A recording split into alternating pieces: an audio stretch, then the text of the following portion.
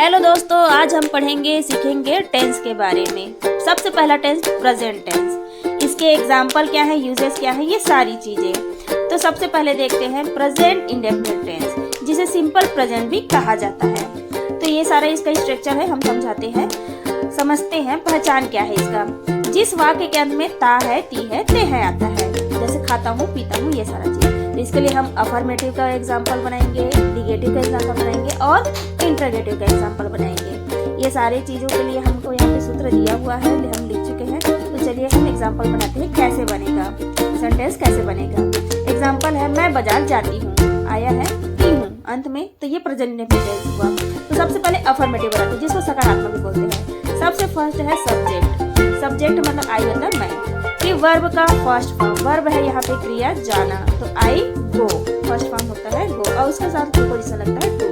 फिर ऑब्जेक्ट, तो कहाँ जाती है, मार्केट, मैं मार्केट जाती हूँ, आई गो टू मार्केट। अब बनाते हैं निगेटिव। निगेटिव का भी आपके पास यहाँ पे सूत्र रखा हुआ है, सब्जेक्ट, सब्जेक्ट लिख दिए। अब यहाँ पे डू है और डस, तो डू का प्रयोग करेंगे। आगे एग्जाम्पल में बताएंगे डस कहाँ लगता है, तो आई डू नॉट, इसके साथ लगेगा नॉट। वर्ब का फर्स्ट फॉर्म, तो जाना गो, गो के साथ लगेगा टू। ऑब्जेक्ट है हमारा बाजार, I do not go to market.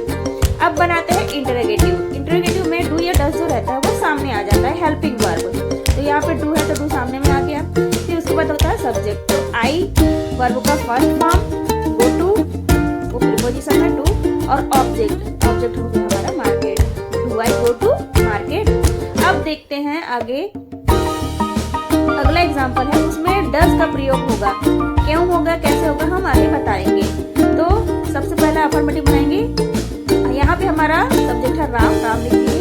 खेलता है, ये हो गया प्ले। अब इसमें लगेगा एस, एस या ईएस यहाँ पे क्रिया में लगता है, तो वो लगा दिए। फिर वर्ब का फर्स्ट फॉर्म में एस लग गया और हो गया ऑब्जेक्ट फुटबॉल, क्या खेलता है, फुटबॉल। निगेटिव बनाते हैं, तो सबसे पहले सब्जेक्ट, सब्जेक्ट में राम लिख लिए।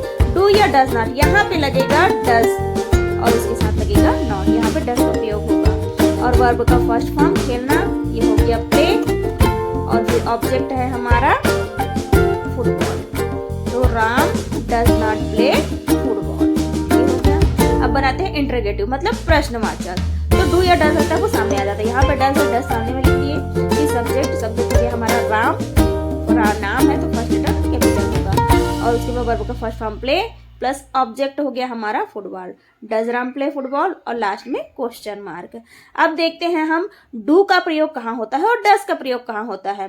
तो यदि ही हो, शी हो, इट हो या किसी व्यक्ति का नाम हो, तो वहां पर हमेशा डज का प्रयोग किया जाता है। अदरवाइज कोई भी जगह हो वहां पे डू का प्रयोग होता है, जैसे आई हो गया, यू हो गया, अवर हो गया, या ऐसे ही बहुत सारे वर्ड हो गए, वहां पे डू का प्रयोग होता है। बाकी ये चारों जगह पर डस का प्रयोग होता है। थैंक यू देखने के लिए, और वीडियो अगर अच्छी लगी हो तो लाइक जरूर करें, सब्सक्राइब जरूर